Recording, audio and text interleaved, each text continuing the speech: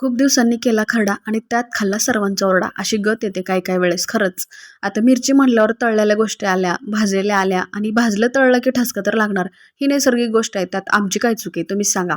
आता मिरची थोडीशी जरी तळली किंवा भाजली की लगेच ओरडायला लागतं, अगं तेलामध्ये काय टाकलं एवढा ठसका करायला. अशा भाज्या करू नको ज्या की तिखट होतात. आता मिरची ती जेमतेम पहिल्यापासून ती जन्मताच तिखट असल्यावर आम्ही तिला अजून काय तिखट करायचं. आता असं म्हणल्यामुळं मागच्या वेळेस असंच झालं, त्यामुळे मी म्हणलं आता ह्यावेळेस रांजण मिरची करावी. कारण प्रत्येक वेळेस ओरडा खाऊन नको वाटतं, त्यामुळे ह्यावेळेस म्हणलं काहीतरी चटपटीत म्हणजे ठसका पण येऊ नये अशी भाजी करावी. ती ही मिरचीचीच करायची होती.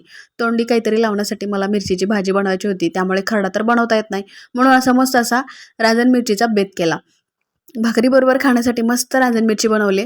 ठसका न लागता तरी मी भाजी बनवलीच. रांजण मिरचीची भाजी तर मस्त लागते. तिथे आपल्या चॅनलच्या नावाखाली त्रिकोणी बटन दिसतंय, तिथे तुम्ही जाऊन चेक करा. म्हणजे आपली संपूर्ण ही रेसिपी कशी करायची ते दाखवलेली आहे.